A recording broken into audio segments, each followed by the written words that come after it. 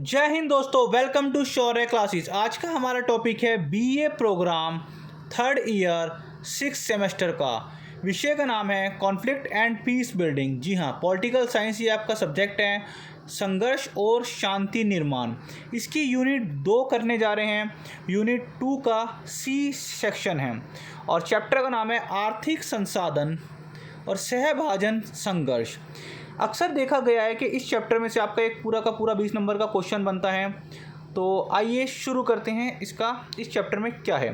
सबसे पहले हमें ये जानना है कि संघर्ष क्या होता है। इससे पहले आपकी 6 वीडियो और आ चुकी है। अगर आप अभी तक आपने नहीं देखा है तो प्लीज़ जाइए और चैनल के प्लेलिस्ट में उन वीडियो को आप देख सकते हैं। सबसे पहले हमें यहाँ पे इस चैप्टर का नाम जानना है। चैप्टर में क्या है? आर्थिक संसाधन, सहभाजन और संघर्ष। मैं आपको पहले भी बता चुका हूँ कि संघर्ष होता क्या है। संघर्ष क्या होता है? संघर्ष होता है कॉन्फ्लिक्ट। मतलब भाई आसान शब्दों में इसका अर्थ क्या है? कॉन्फ्लिक्ट, संघर्ष क्यों उत्पन्न होता है? संघर्ष तब उत्पन्न होता है जब मानव की आवश्यकताएं पूरी नहीं हो पाती, तभी तो संघर्ष होता है। भाई आप किसी दूसरे व्यक्ति से फाइट क्यों करते हो? जब आपकी बुनियादी आवश्यकता पूरी नहीं हो पाती, या जब आपको हक नहीं दिया जाता, या जब आपको आपका हक नहीं मिलता, तभी आप दूसरों से फाइट करते हो, है ना। तो हम कह सकते हैं संघर्ष क्यों उत्पन्न होता है? आवश्यकताओं का पूरा ना होने पर संघर्ष उत्पन्न होता है, या फिर बुनियादी ज़रूरतों का पूरा ना होने पर संघर्ष उत्पन्न होता है। ये सब मैं आपको पहले की वीडियो में भी बता चुका हूँ, काफ़ी अच्छी तरह एक्सप्लेन कर चुका हूँ। तो यहाँ सिर्फ इसका हिंट है। अब हम बात करते हैं संघर्ष उत्पन्न होने के कारण क्या है। अगर भोजन नहीं दिया जाए, या भोजन की कमी होने से, पानी की कमी होने से, घर ना होने से, सुरक्षा ना होने से, आत्मसम्मान ना मिल पाने से, अधिकारों का ना होने से, असमानताएं अधिक हो जाने से, भेदभाव हो जाने से, आदि अन्य कारणों के द्वारा भी तो संघर्ष होता है। भाई अगर किसी व्यक्ति को भोजन नहीं मिल पाता, या भोजन नहीं, वो उसके पास भोजन नहीं है, तो वो क्या करेगा? वो इधर उधर से भोजन चोरी करने की कोशिश करेगा, या फिर भोजन की तलाश में इधर उधर फाइट करेगा। अगर किसी मुल्क पे पानी की कमी है, तो फिर वो दूसरे मुल्क से या तो वो रिक्वेस्ट करेगा, या किसी दूसरे ऐसे मुल्क, छोटे मुल्क पे आक्रमण करने की कोशिश करेगा कि जहाँ से वो पानी ईज़िली ले सके, है ना। तो ये इसके बहुत सारे उदाहरण हम कह सकते हैं कि जब मानव की आवश्यकताएं पूरी नहीं हो पाती, या उसकी जो बेसिक नीड है जब वो पूरी नहीं कर पाता, तो वह दूसरों से छीनने की कोशिश करता है। इसीलिए संघर्ष उत्पन्न होता है। अब हम बात करते हैं कि संघर्ष के कारण क्या है। भाई संघर्ष के राजनीतिक कारण भी होते हैं। जैसे राजनीतिक पार्टियों के बीच में वाद विवाद होता है, संघर्ष होता है, फाइट होती है।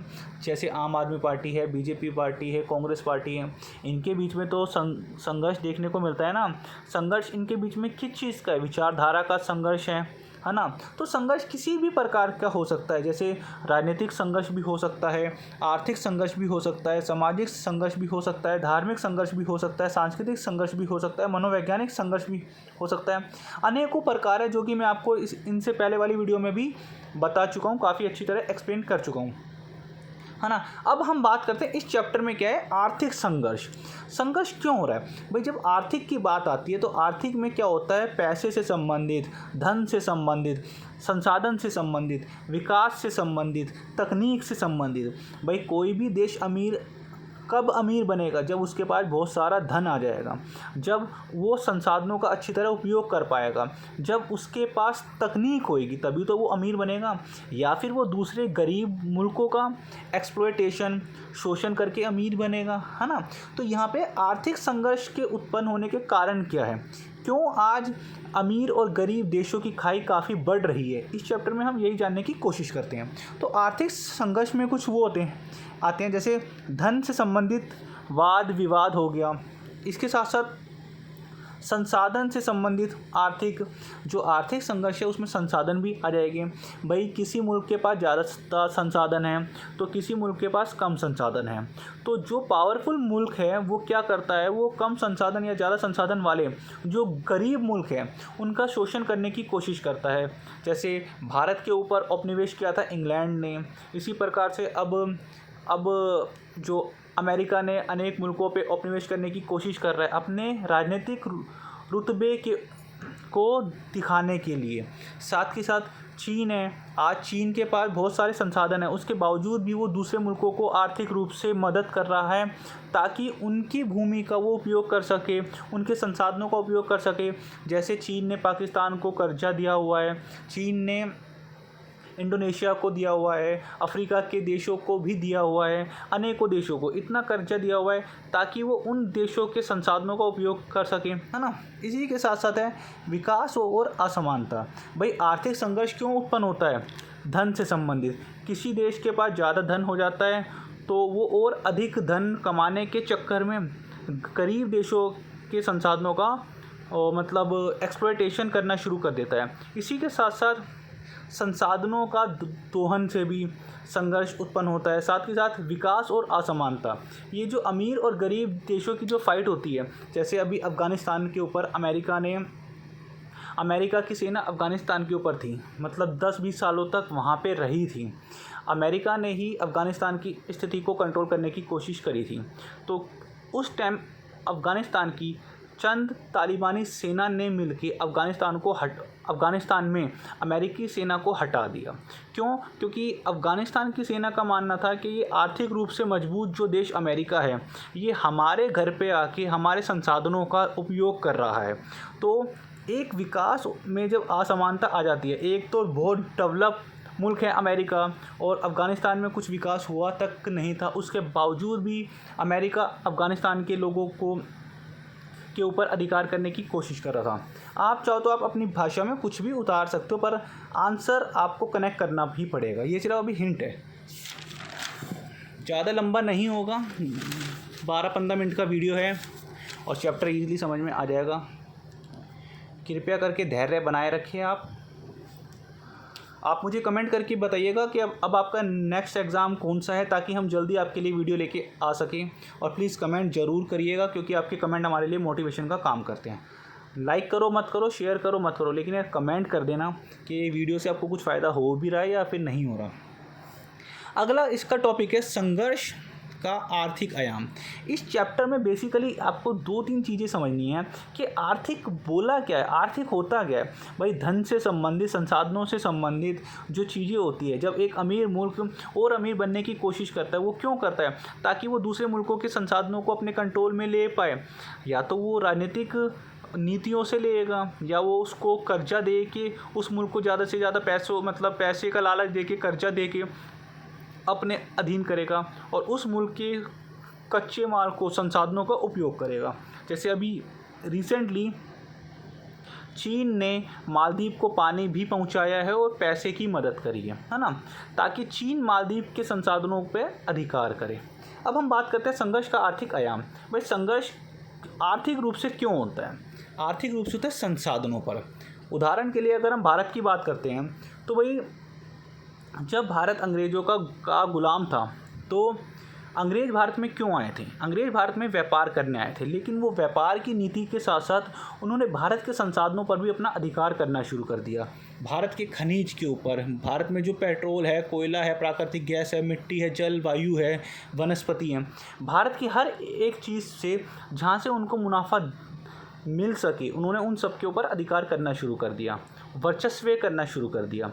तो अब आपको समझ में आ रहा है, एक देश अपने देश को और ज़्यादा विकसित करने के लिए, डेवलप करने के लिए दूसरे देशों के संसाधनों के ऊपर जो हमला करता है, जो उसका शोषण करता है, वही आर्थिक संघर्ष का एक मुख्य कारण बनता है। अब आप ये बोलोगे संसाधन क्या होते हैं? भाई संसाधन वो होते हैं जैसे खनिज है, पेट्रोल है, कोयला है, प्राकृतिक गैस है, जल है। जल मतलब पीने का पानी। अब हम यहाँ बात कर सकते हैं भाई पीने का पानी। अब जैसे अब सऊदी अरब है या फिर जो कंट्री वाले मुल्क हैं, वहाँ पे पानी की कमी होने वाली है। इसी के साथ साथ अरबियन कंट्री में अब पेट्रोल की भी कमी होने वाली है। तो इसीलिए वो अपनी कंट्री को दूसरी चीज़ों पे शिफ्ट करने की कोशिश कर रहे हैं।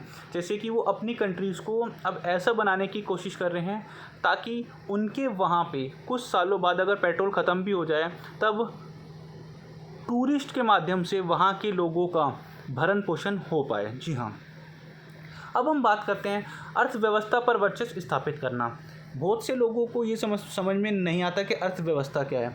अर्थव्यवस्था बेसिकली एक ऐसा इकोनॉमिक्स का शब्द होता है जिसके अंतर्गत किसी भी व्यक्ति के द्वारा जो आय अर्जित की जाती है ना, वो अर्थव्यवस्था के अध्ययन के अंतर्गत आती है। हम कह सकते हैं कि एक देश के अंदर जो भी व्यक्ति जो कार्य करता है, चाहे वो प्राथमिक क्षेत्र में हो, चाहे वो सेकेंडरी सेक्टर में हो, या फिर वो तृतीय सेक्टर में हो, चाहे वो खेती करता हो, मत्स्य पालन करता हो, दूध वाला हो, बकरी वाला हो, इंजीनियर हो, डॉक्टर हो, जो भी वो कार्य करता है, जहाँ से भी वो आय अर्जित करता है ना, वो एक अर्थव्यवस्था के अंतर्गत आती है। तो एक देश की अर्थव्यवस्था पर वर्चस्व स्थापित करना ही संघर्ष का आर्थिक आयाम है। जैसे अंग्रेज़ों ने भारत के ऊपर क्या करा, भारतीय अर्थव्यवस्था पे वर्चस्व स्थापित करने की कोशिश करी। अब आप बोलोगे भैया वर्चस्व क्या है? वर्चस्व का अर्थ होता है दबदबा होना। वर्चस्व का अर्थ होता है कि अपनी ही चलाना, मतलब उसके ऊपर अधिकार कर लेना।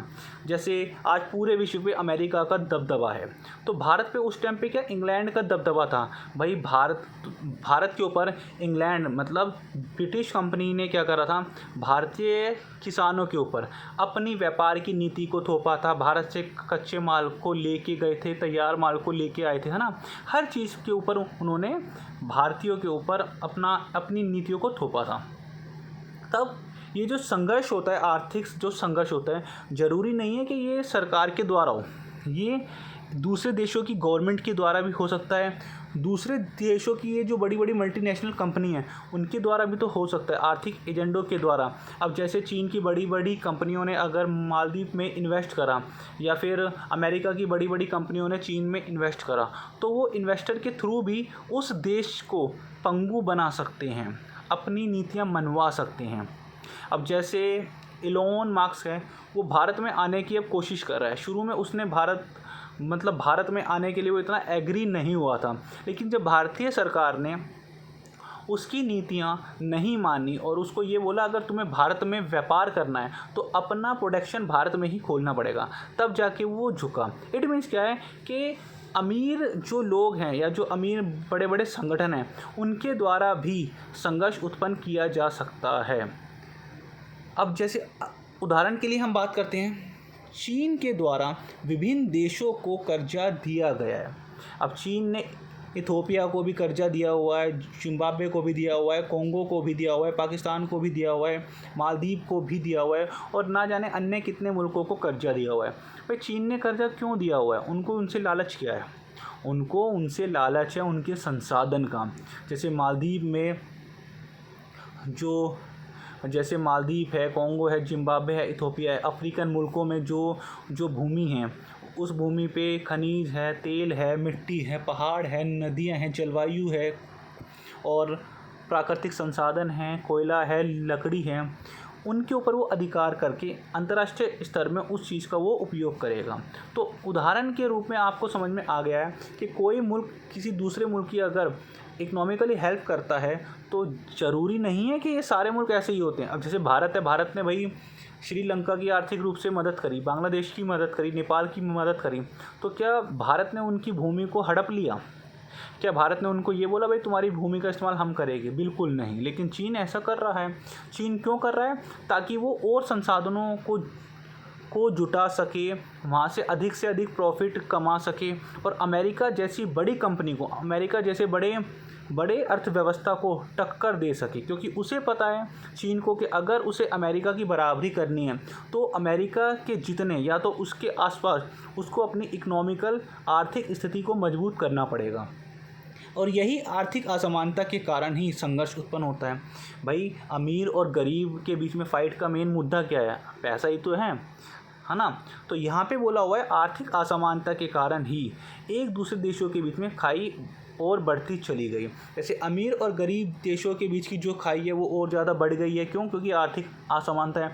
एक देश के पास तकनीक है, एक देश के पास नॉलेज है, एक देश के पास पैसा है, दूसरे देश के पास ना तो पैसा है, ना तो तकनीक है, ना तो नॉलेज है। क्योंकि अमीर मुल्क अपनी तकनीक, अपना पैसा, अपनी प्रौद्योगिकी नहीं देना चाहता गरीब मुल्कों को। क्यों? ताकि वो अगर उनको वो गरीब मुल्कों को दे देगा तो गरीब मुल्क भी धीरे धीरे अपना भरण पोषण कर पाएंगे। परंतु अमीर मुल्क क्या करता है? गरीब मुल्कों को कर्जा दे देता है कि वो हमेशा गरीब के गरीब ही बने रहे। इसलिए आर्थिक असमानता क्यों उत्पन्न होती है भाई? क्योंकि संसाधनों की वजह से, और संसाधनों पर वर्चस्व। और अमीर मुल्क हमेशा ये चाहते हैं कि भाई हमेशा के लिए गरीब मुल्कों के जो संसाधन है, जो उनकी भूमि है, जो उनकी कृषि योग्य भूमि है, जो खनिज है, जो कोयला है गरीब मुल्कों के पास, वो अमीरों के फ़ायदे के लिए यूज़ किया जा सके, अमीर मुल्कों के फ़ायदे के लिए। ठीक है, तो संसाधनों पर वर्चस्व स्थापित करना चाहती है अमीर मुल्क। मतलब पूंजीपति जो मुल्क होते हैं, पूंजीपति मुल्कों की वस्तुएं और सेवाओं की उपलब्धता। भाई अब अमीर मुल्क ये चाहता है कि जो वो संसाधन कहीं से भी जब वो लेके आते हैं तो उन संसाधनों से वस्तुओं का निर्माण करता है, और उन वस्तुओं के लिए, उन वस्तुओं को बेचने के लिए मार्केट भी तो चाहिए। तो वो मार्केट कहाँ आएगी? वो पॉपुलेशन, वो उपभोक्ता कहाँ आएगी? वो आएगी गरीब मुल्क की जनता। जैसे आज अगर हम डोमिनोज़ की, पिज़्ज़ा की बात करते हैं, कोका कोला की बात करते हैं, पेप्सी की बात करते हैं, ये कहाँ के हैं? ये तो अमेरिका के हैं। भाई अमेरिका के ही तो वस्तुएं हैं आज जो हमारे यहाँ पे यूज़ हो रही है। क्या हमारा जो मतलब घरेलू जो प्रोडक्ट है, क्या उनके वहाँ पे सेल होता है? बिल्कुल नहीं। मतलब बहुत रेयर होता होगा। अब आपने देखा होगा बहुत सारी अमेरिका की ऐसी चीज़ें हैं जो चीन में पूर्ण रूप से बैन है। क्यों? क्योंकि चीन नहीं चाहता कि अमीर मुल्कों के जो बड़े बड़े उद्योगपति हैं वो और अमीर हो जाए। तो यहाँ पे आज के टाइम में क्या है कि अमीर मुल्कों की ही वस्तुएं अंतर्राष्ट्रीय स्तर पे पूरे विश्व में बेची जाती है और ख़रीदी जाती है ताकि वो और अमीर हो जाए। क्या आपके मुल्क की कोई ऐसी वस्तु है जो दूसरे मुल्कों में बेची जाए? अगर है तो कमेंट करके बताइए। रतन जी की है और रतन टाटा जी की है, मुकेश अंबानी की भी होगी, है ना। तो मैं ये थोड़ी ना बोल रहा हूँ कि हमारा मुल्क गरीब है, हमारा मुल्क अमीर है। पर हमारे मुल्क अमीर होने के साथ साथ हमारे मुल्क में संस्कार नाम की भी चीज़ है, परंतु चीन में और अमेरिका में नहीं है। भाई अब बात करते हैं यार, कभी कभी टॉपिक से इधर उधर हो जाता हूँ तो थोड़ा माफ़ कीजिएगा। अंतर्राष्ट्रीय व्यापार नीति अमीर मुल्कों के लाभ के लिए। अब भाई जो वर्ल्ड ट्रेड ऑर्गेनाइजेशन है या जो विश्व व्यापार नीति बनाई जाती है वो इस प्रकार से बनाई जाती है कि उससे अमीरों को ही फ़ायदा होता है, गरीबों को कोई फ़ायदा नहीं होता। मतलब गरीब मुल्कों को कोई फ़ायदा नहीं होता। जैसे अभी सिंपल सी बात है, अभी जब रूस और यूक्रेन का युद्ध हुआ तो अमेरिका ने बोल दिया भाई कोई भी रूस से वस्तुओं और सेवाओं को नहीं परचेज़ करेगा, लेकिन भारत ने उसके बावजूद भी परचेज़ करी, ऑयल वहाँ से ख़रीदा।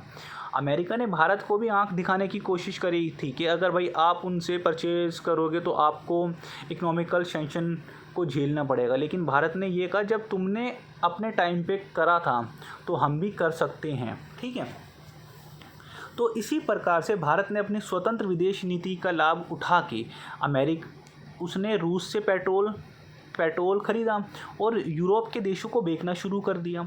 इससे भाई जैसे एग्ज़ाम्पल के लिए 2 रुपये का, भारत ने 2 रुपये का पेट्रोल वहाँ से लिया, कहाँ से? रशिया से, और 3 रुपये का कहाँ पे बेच दिया? यूरोप की कंट्रीज़ को। यूरोप की कंट्रियों को ख़रीदना पड़ा, उन्होंने इसलिए ख़रीदा क्योंकि वो इंडिया से होके गया है, उन्होंने वो सीधा वहाँ से नहीं ख़रीदा। इससे भारत के पास पैसा भी आ गया।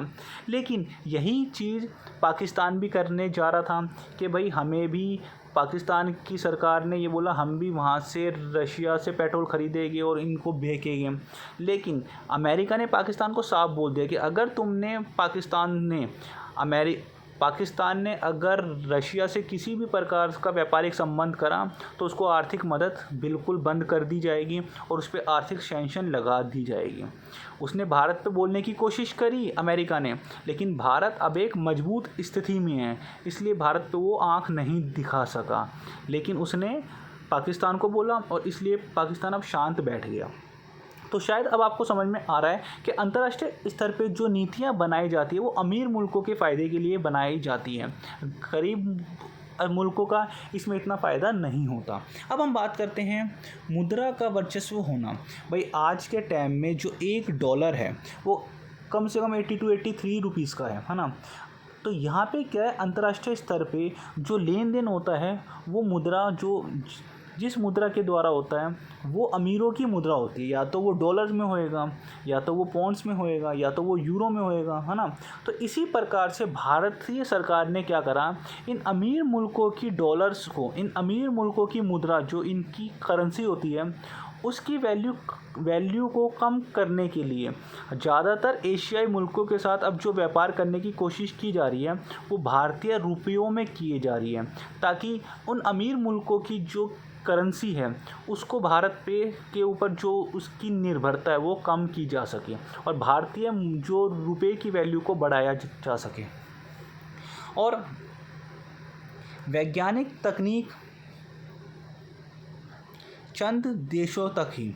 तो यहाँ पे ये बोला हुआ है कि अमीर लोगों के पास जो भी तकनीक है, जो भी प्रौद्योगिकी है, वो गरीब मुल्कों को नहीं देना चाहता। वो क्यों नहीं देना चाहता? वो इसलिए नहीं देना चाहता कि अगर गरीब मुल्कों के पास भी तकनीक आ जाएगी तो वो धीरे धीरे अमीर बन जाएगी। जैसे इसके बहुत सारे एग्ज़ाम्पल है, अगर मैं एग्ज़ाम्पल बताऊँगा तो वीडियो और ज़्यादा लंबा हो जाएगा। तो अगर आपको वीडियो पसंद आए तो प्लीज़ कमेंट ज़रूर करो यार, लाइक करो मत करो, शेयर करो मत करो, लेकिन कमेंट कर दो।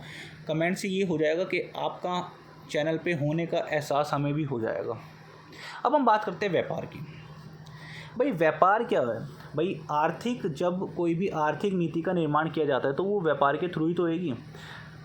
कुछ राजनीतिक चिंतन बोलते हैं कि व्यापार ही संघर्ष का मुख्य कारण है। कुछ राजनीतिक चिंतन बोलते हैं कि व्यापार के द्वारा संघर्ष का समाधान किया जा सकता है। समझ में नहीं आया? मैं फिर बताता हूँ। कुछ राजनीतिक चिंतन का मतलब कुछ राजनीतिक विचारक का मानना है कि अगर व्यापार होगा तो फाइट होगी ही होगी। कुछ का मानना है कि व्यापार अगर नहीं होगा तो फाइट होएगी, अर्थात कुछ का मानना है व्यापार होगा तो फाइट नहीं होएगी, समाधान हो जाएगा, शांति बनी रहेगी। कुछ का मानना है कि अगर व्यापार होगा तो फाइट होएगी।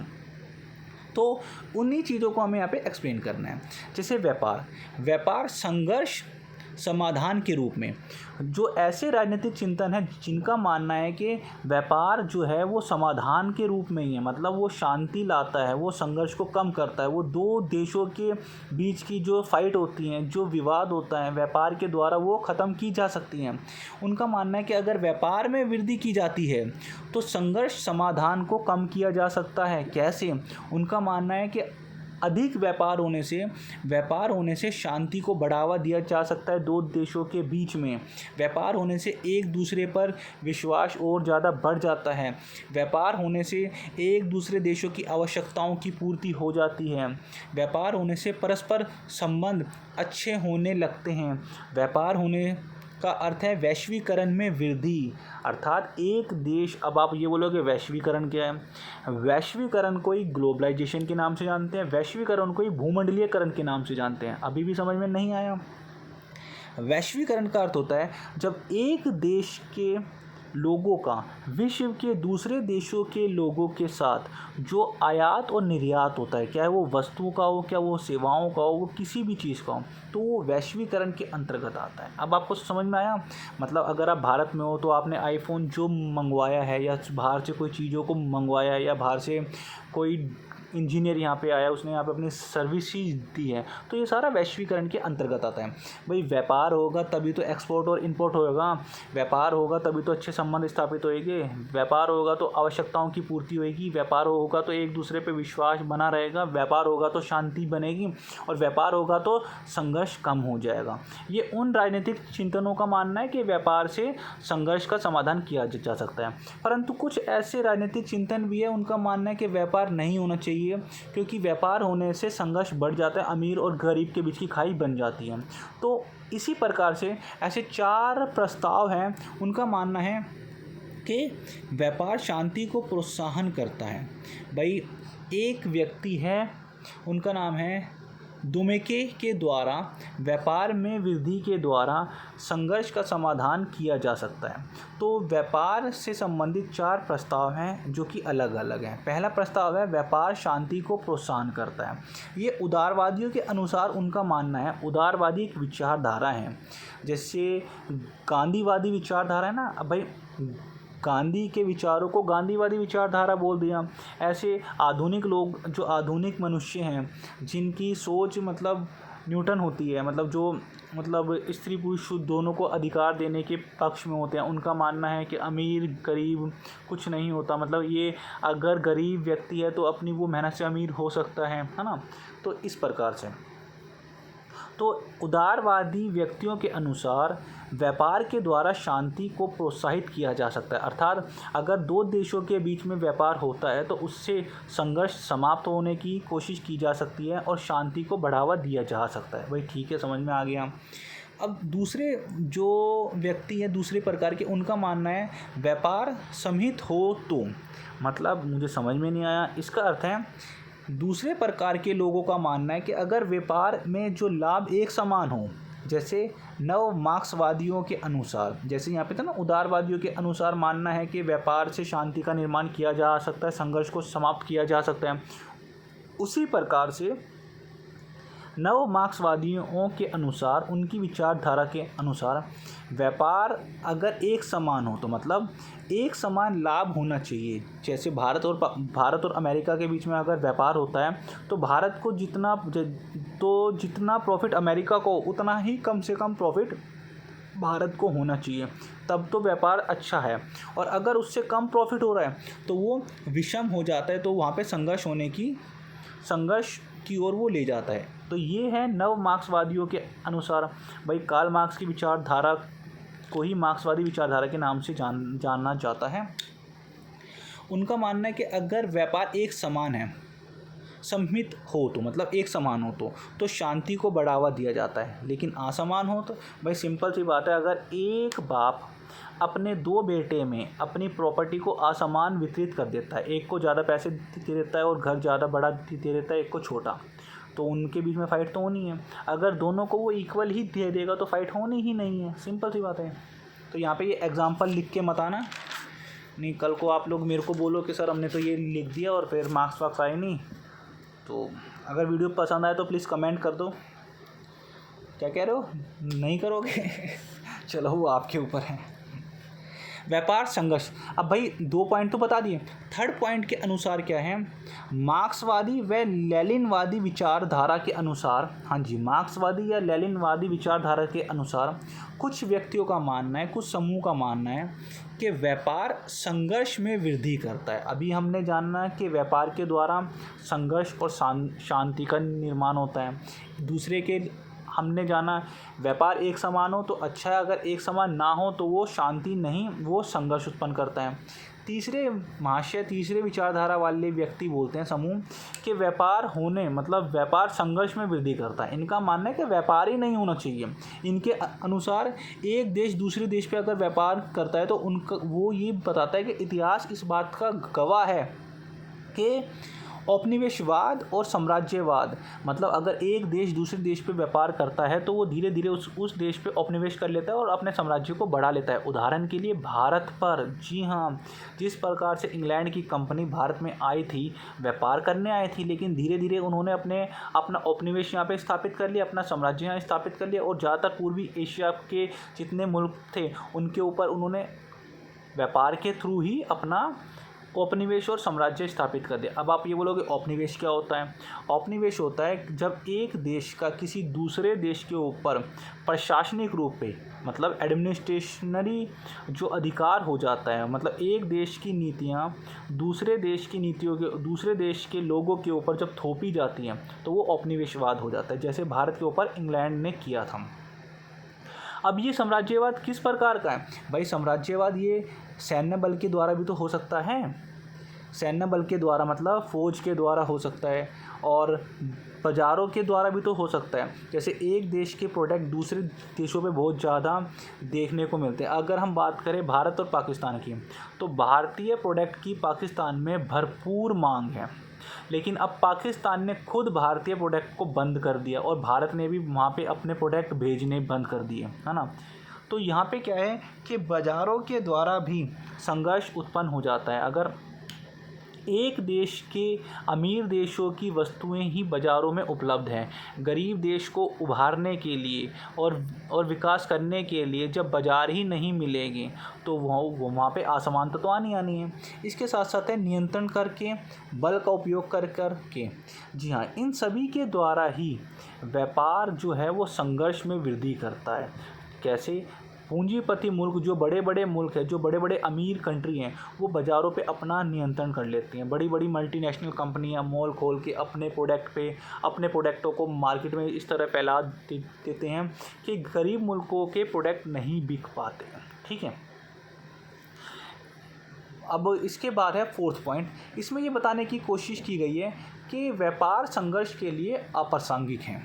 भाई ठीक है, अभी हमने 3 पॉइंट को जाना। फोर्थ पॉइंट में ये बोला हुआ है भाई ज़रूरी नहीं है कि संघर्ष के लिए व्यापार ही हो, संघर्ष किसी दूसरी चीज़ के लिए भी हो सकता है। फाइट के लिए ज़रूरी नहीं है कि व्यापार जिम्मेदार हो। फाइट राजनीतिक कारण के द्वारा भी हो सकती है, धार्मिक कारण के द्वारा भी हो सकती है ना। उनका मानना है राष्ट्रीय हित, मतलब राष्ट्रीय हित सबसे पहले हैं। भाई आज जैसे भारत और पाकिस्तान के बीच में व्यापार अभी बंद है, ठीक है, पहले ये खुल गया था और एक टाइम ऐसा था कि भारत और चीन हिंदी चीनी भाई भाई के नारे लगते थे, ठीक है, परंतु आज हिंदी चीनी भाई भाई नहीं बोला जाता। तो यहाँ पे ये बोला, एक टाइम ऐसा था कि भारत और अमेरिका के व्यापारिक संबंध खराब थे, आज भारत और अमेरिका के व्यापारिक संबंध अच्छे हैं। तो यहाँ बताने की कोशिश की गई है कि समय के साथ साथ व्यापार हित और राष्ट्रीय हित को देखा जाता है। अगर एक राष्ट्र की मांग है किसी देश से व्यापार करना तो उसको व्यापार करना चाहिए। अगर उस देश की मांग नहीं है, उस देश का राष्ट्रीय हित दूसरे देश के साथ व्यापार करना में नहीं है, तो उसे व्यापार नहीं करना चाहिए। जैसे भारत का एक अच्छा एग्जाम्पल ये है भाई, अभी मालदीव की गवर्नमेंट ने भारतीय प्रधानमंत्री के ऊपर कुछ टिप्पणी करी थी, तो प्रधानमंत्री जी ने कुछ नहीं बोला, लेकिन भारतीय लोगों ने अपने राष्ट्र के प्रति प्रेम को दिखा के मालदीव की इकोनॉमिक पे बहुत बड़ा असर डाल दिया। मालदीव ना जाके, मालदीव का बहिष्कार करके, समझ में आया। तो राष्ट्रीय हित मैटर करता है। अब क्या इसके लिए व्यापार ही जिम्मेदार था? नहीं, यहाँ राष्ट्रीय हित था कि हमने अपने देश के लोगों, अपने राष्ट्र के लिए हमने दूसरे देशों की वस्तुएं नहीं खरीदी, ना ही दूसरे देशों की यात्रा करी। जब हम दूसरे देश पे जाएंगे नहीं तो वहाँ की इकोनॉमिक बूस्ट ही नहीं हो पाएगी। तो फाइट के लिए राष्ट्रीय हित भी होता है, राजनीतिक विचार भी होते हैं और सैन्य बल भी होती हैं। शायद अब आपको समझ में आ गया होगा। बस ज़्यादा नहीं, बस ख़त्म होने वाला है, बस 1-2 पेज है या 30 मिनट्स से ऊपर की होगी। वही है बात, वही एक पॉइंट। कमेंट कर दो, लाइक तो पता ही नहीं करो ना करो। फिर है संसाधन सहभाजन संघर्ष। यार सिंपल सी बात है यार, इनमें संघर्ष क्यों हो रहा है, हमारे बीच में संघर्ष क्यों होता है? हमारे बीच, आपके मेरे बीच नहीं, हमारी कंट्री और दूसरी कंट्रियों के बीच संघर्ष क्यों होता है? या एक आम इंसान संघर्ष क्यों करता है, फाइट क्यों करता है?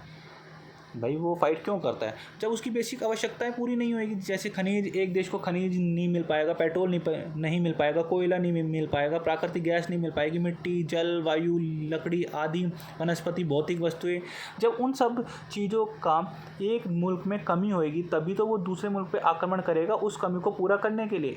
भाई यही तो है संसाधन सहभाजन संघर्ष इन्हीं के लिए तो होता है। भाई अमेरिका भाई अरबियन कंट्री पे, कुवैत के ऊपर या फिर अफ़गानिस्तान के ऊपर बार बार हमले क्यों कर रहा था? अब रूस ने जो हमला करा है वो क्यों करा है? इसी प्रकार से ईरान के साथ जो फाइट हो रही है वो क्यों हो रही है? इसलिए तो हो रही है। एक देश दूसरे देश के फाइट क्यों कर रहे हैं? भाई उस देश के साथ की जो सीमा, अब जैसे भारत पाकिस्तान पे आ जाओ यार, और कहीं मत जाओ। पाकिस्तान कहता है पीओके हमारा है, उनका कैसे हो गया भाई? अब बताओ मुझे। चीन कहता है कि अरुणाचल प्रदेश हमारा है, उनका कैसे हो गया?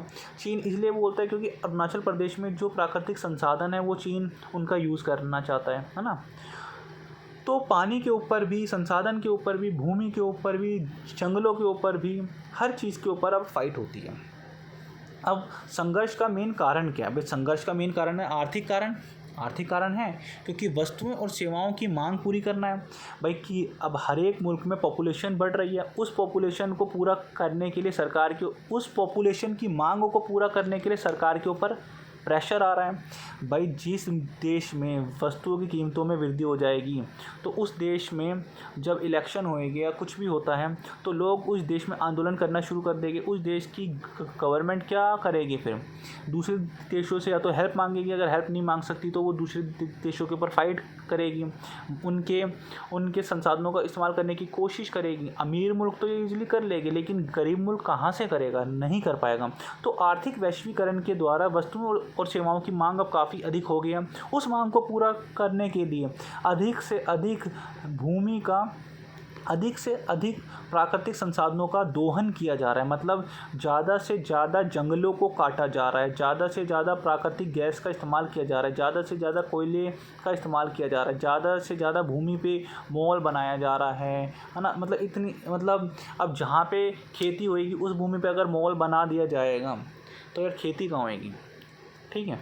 तो तेज़ी से विकसित, तो आर्थिक वैश्वीकरण में क्या है भाई? संसाधन संघर्ष का कारण क्या है? आर्थिक वैश्वीकरण। अब अमीर मुल्क ये चाहता है कि मैं और अमीर हो जाऊं, तो आर्थिक रूप से ये वैश्वीकरण के द्वारा ये तेज़ी से अपना विकास करना चाहते हैं ताकि और ज़्यादा अमीर हो जाए। और ज़्यादा अमीर तो हो जाएगी, लेकिन इसका हर्जाना गरीब मुल्कों को चुकाना पड़ेगा। अधिक औद्योगिकरण के कारण ये संसाधनों का अधिक दोहन कर रहे हैं, अधिक जंगलों से लकड़ियों का इस्तेमाल कर रहे हैं, काट रहे हैं और साथ के साथ ज़्यादा से ज़्यादा आविष्कार कर रहे हैं। इस जो एनवायरनमेंट के लिए भी खतरा है और नई नई इससे बीमारियां हो रही है। जैसे उदाहरण अभी आया था कोविड-19 चाइनीज जी के द्वारा। ठीक है। तो आचरणीय खपत का अर्थ क्या है भाई? इतनी पॉपुलेशन होने के द्वारा पेट्रोल की अब कमी होनी शुरू होगी भाई। पृथ्वी पे पानी तो एक सीमित मात्रा में है, जल तो सीमित मात्रा में है, पीने वाला पानी बोल रहा हूँ, वैसा पानी तो बहुत सारा है। पीने वाला पानी तो एक सीमित मात्रा में है और पृथ्वी पे पेट्रोल भी तो सीमित मात्रा पे है। घर में 4 लोग हैं, 4 लोगों के पास अलग अलग गाड़ियां हैं, उनको जाना एक जगह है, लेकिन वो अलग अलग गाड़ियों में जाएंगे, पेट्रोल अलग अलग यूज़ होएगा उनका। तो मतलब क्या है, पेट्रोल में आज नहीं तो कल तो कमी होने को, आज विश्व में इतना पेट्रोल यूज़ हो रहा है कि अब आने वाले कुछ टाइम बाद पृथ्वी पे पेट्रोल की कमी देखने को मिल जाएगी, कमी हो जाएगी। और इस पेट्रोल को पूरा करने के लिए, इस पेट्रोल की मांग को पूरा करने के लिए एक देश दूसरे देश के संसाधनों पे फाइट करने की कोशिश करेगा, है ना।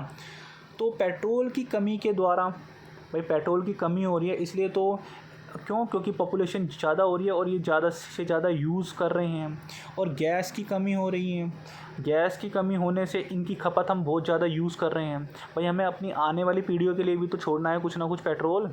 पानी की कमी, अब आप देखोगे कि जो मालदीव में पीने का पानी अब नहीं है। उन्होंने पीने के पानी चीन से अपील करी है कि हमारे यहाँ पीने का पानी प्रोवाइड किया जाए। और हालांकि ये क्या है, मालदीव ऑलरेडी पानी में ही है, लेकिन उन पर पीने का पानी नहीं है।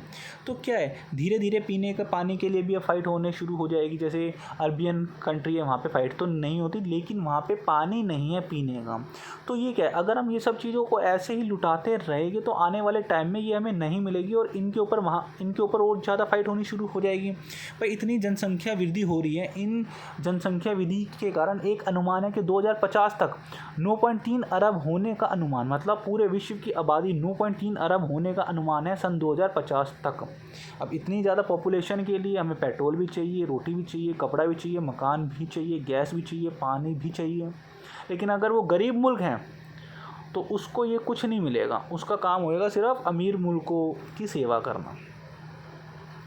फिर है आर्थिक युद्ध में ये हो गया आज के टाइम में क्या है, जो भी बड़ा मुल्क हैं, बड़े जो मुल्क हैं, मतलब बड़े मुल्क का अर्थ है जो इकोनॉमिकली रूप से स्ट्रॉन्ग है, वो और ज़्यादा स्ट्रॉन्ग होना चाहते हैं और इसीलिए वो ज़्यादा से ज़्यादा अपना पैसा न्यूक्लियर वेपन के ऊपर खर्च कर रहे हैं और हथियारों के ऊपर खर्च कर रहे हैं। समझ में आ रहा है। तो यही चीज़ है भाई, संघर्ष के कारण, संघर्ष क्यों, हथियार वो क्यों खरीद रहे हैं, ताकि सामने वाला आवश्यकता पड़ने पर वो दूसरे मुल्कों को बेच भी सके। दूसरे मुल्क मतलब किसको, गरीब मुल्कों को, अमीर मुल्कों को। अमीर मुल्क की वस्तुएं, तकनीक और संसाधनों पर केवल उन्हीं का ही अधिकार होता है और वो अपने मुल्क की तकनीक गरीब मुल्कों तक नहीं पहुंचाते। बस समाप्त हो गया, बस थोड़ा सा और है, बस बस बस। मैं समझ सकता हूँ आपने धैर्य बना के रखा है, तो मैं क्षमा चाहता हूँ कि 40 मिनट की हो गई है। अब संसाधन सहभाजन का अर्थ क्या होता है भाई? इसका सिंपल सा अर्थ होता है साझेदारी, मतलब साझे में कोई काम करना, साझे में मतलब जॉइंटली, है ना। अब आपको समझ में आ गया। अब हम इस संसाधन संघर्ष को समाप्त कैसे कर सकते हैं? संसाधन सहभाजन संघर्ष को समाप्त कैसे कर सकते हैं भाई? पूरे विश्व में संघर्ष हो रहा है, कभी पानी के ऊपर हो रहा है, कभी बिजली के ऊपर हो रहा है, कभी पैसों के ऊपर हो रहा है, कभी तकनीक के ऊपर हो रहा है, कभी भूमि के ऊपर हो रहा है। और इतिहास में तो बोला गया था जर जोरू और ज़मीन, इन्हीं के ऊपर ही संघर्ष होता है। इन संघर्ष का समाधान कैसे किया जा सकता है?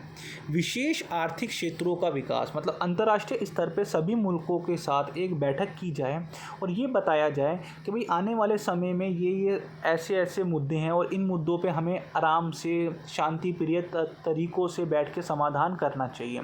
और आर्थिक जो क्षेत्र हैं उन क्षेत्रों, मतलब जो विशेष आर्थिक क्षेत्र हैं उनका ज़्यादा से ज़्यादा विकास किया जाए। जैसे एक देश अगर कोई एक वस्तु का निर्माण कम कीमत पे बना सकता है तो वो उस चीज़ को बनाए और दूसरे देशों को बेच दें, ठीक है। सेकंड पॉइंट है अंतर्राष्ट्रीय जल सीमाओं का निर्माण। भाई आज के टाइम में आपने देखा होगा कुछ मुल्कों के बीच में जल सीमाओं के द्वारा भी विवाद हो रहा है ना। तो एक देश ये कहता है भाई ये सीमा तो मेरे अंतर्गत आती है, दूसरा देश कहता है ये सीमा को मेरे, अधिकतर चीन के साथ ऐसा होता है भाई साहब। हाँ जी, चीन की सीमा मतलब और देशों से मिले ना मिले, लेकिन उनकी जल सीमा सभी देशों के साथ मिल जाती है। उनका पता चले तो वो तो अमेरिका से भी ये बोल दे कि आपकी सीमा हमारे यहाँ की जल सीमा से मिलती है। तो मतलब जल सीमा से क्यों? क्योंकि उस जल में रहने वाले जीव जंतु, उस जल में रहने वाले जो संसाधन हैं, उस जल से जो चीज़, जो वहाँ से जो तेल वेल जो वहाँ से जो प्राप्त होगा वो भी तो उसी देश का ही होगा। तो अंतर्राष्ट्रीय जल सीमाओं की समस्या का निर्माण आसानी से और बात के द्वारा किया जाना चाहिए। इसके बाद है मत्स्य प्रबंध और संरक्षण। भाई हमें मत्स्य मतलब मछली पालने वाले जो व्यक्ति होते हैं उनके द्वारा भी हमें बातचीत करनी चाहिए ताकि आगे जो जलीय जीव जंतु हैं, जो जलीय जीव हैं उनका भी संरक्षण किया जा सके। आजकल बहुत सारे कंट्री ऐसी हैं जो अपने समुंदर की मछलियों को, अपने समुंदर की जलीय जीव को बहुत ज़्यादा उनका यूज़ कर रहे हैं, एक्सपोर्ट कर रहे हैं, मीन्स उनका उपभोग कर रहे हैं। एग्जांपल आप समझ गए मैं कहाँ कह रहा हूँ? हाँ जी, मतलब चीन। संरक्षण करते हैं उनकी सुरक्षा करना, उनको बचाना। फिर है अंतर्राष्ट्रीय स्तर पे पर्यावरण संगठनों के द्वारा समय समय पे मीटिंग करना, जैसे पृथ्वी सम्मेलन है, अर्थ सम्मेलन है, रियो द जनेरियो सम्मेलन हुआ, कि जो पर्यावरण को बचाए, पर्यावरण की समस्या को पूरे विश्व में बताएं, नाटकों के द्वारा, फिल्मों के द्वारा, व्हाट्सएप पे, फेसबुक पे, इंस्टाग्राम पे रील के द्वारा भाई शेयर किया जाए कि भाई अगर हम पर्यावरण को नहीं बचाएंगे तो आने वाले समय में ये हमें भी नहीं बचाएगा। और आपदा, इसीलिए आजकल कहीं पे सूखा पड़ रहा है, कहीं पे बाढ़ आ रही है। अभी आपने देखा नहीं क्या सऊदी अरब में क्या हुआ? बारिश आई और बाढ़ आ गई, आंधी तूफान आ गई, बताओ। तो संसाधनों के संघर्ष का अगर हमें समाधान करना है तो बातचीत के द्वारा ही होगा। बड़ी बड़ी कंपनियों और जो बड़े बड़े संगठन हैं उनके द्वारा होगा, जो स्थानीय सरकार है उनके द्वारा होगा, अंतर्राष्ट्रीय सरकार के द्वारा होगा। और जो समाधान है वो स्थायी शांतिपूर्ण समाधान होना चाहिए। ऐसा नहीं कि फ़ाइट के द्वारा ही मतलब समाधान किया जा सके। एनजीओ के माध्यम से पर्यावरण को बचाने की कोशिश की जाए, लोगों को जागरूक करने की कोशिश की जाए, अंतर्राष्ट्रीय स्तर के जो एनजीओ उनके द्वारा बचाने की कोशिश की जाए, संगठनों के द्वारा बचाने की कोशिश की जाए, यूएनओ के द्वारा बचाने की कोशिश की जाए और पर्यावरण समस्या को लोगों तक बताएं, उन पे बात करें कि भाई हमें अपने जो जल है उसको बचाना चाहिए। हमें मतलब पेट्रोल ज़्यादा यूज़ नहीं करना चाहिए, कम से कम लकड़ियों का यूज़ करो, कोयले का उपयोग कम से कम करो, जनसंख्या में कमी करो, जनसंख्या वृद्धि को कम करो, ज़्यादा से ज़्यादा मतलब जनसंख्या उत्पन्न ना करो। भाई जनसंख्या अगर उत्पन्न होएगी, जनसंख्या बढ़ेगी तो वस्तुओं और सेवाओं की मांग भी तो बढ़ेगी, लेकिन वो वस्तुओं और सेवाएं कहाँ से आएगी? संसाधनों का यूज़ करके ही आएगी। अधिक पेड़ पौधों को लगाओ, है ना।